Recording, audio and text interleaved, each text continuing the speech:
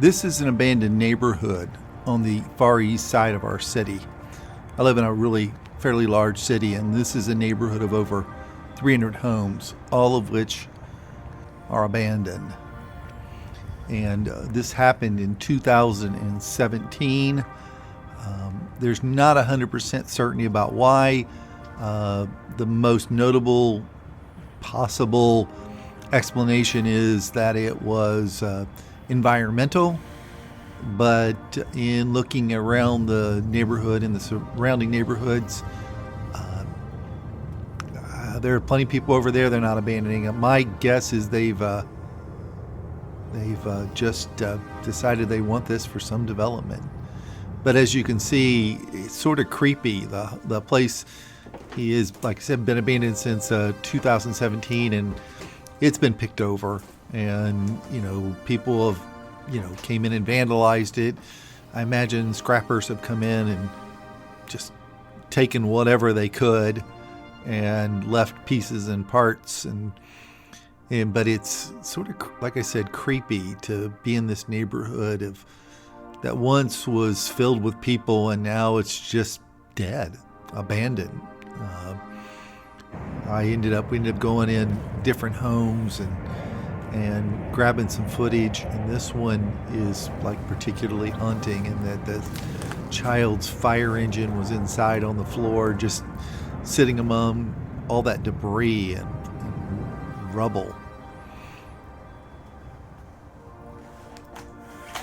I'm not sure why people would tear out the walls and leave this stove, because that's scrap metal, but who am I to question why? Only to do or die.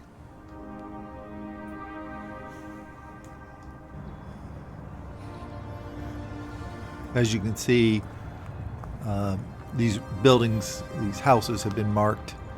Now, I have no idea what this markings mean. We wondered while we were there, whether scrappers had been selected to go through and take out metal. This was a particularly interesting building, probably one of the nicer homes in the neighborhood. I ended up just going in the garage, and there was a whole bank of power tools that somebody had been using, and they'd caught fire because something had burned.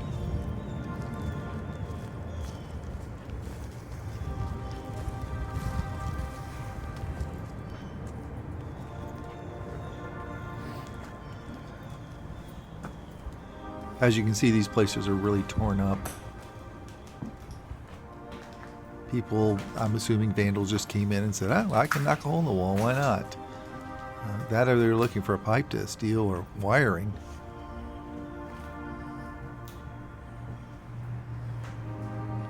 This was the one house that I ventured to the basement door, but I was too much of a chicken to actually go downstairs. In a place like this, you don't want to be someplace you can't get out of quickly. As you can see, the siding's torn off and there's insulation. There's a surreal quality to being in a place like this because it's so quiet.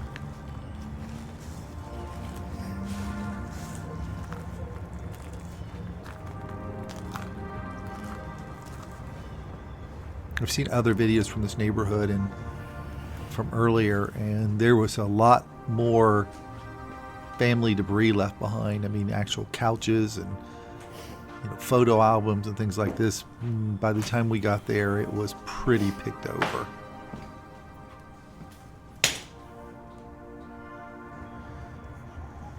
Notice back in the back, nature is starting to reclaim the area.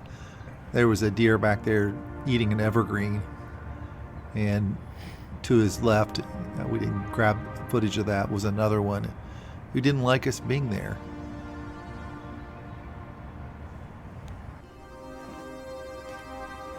This was, for me, one of the more haunting houses I went into,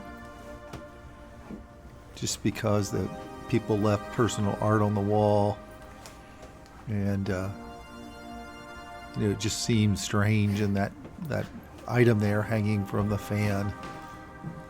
I don't know who that guy is. but they left this.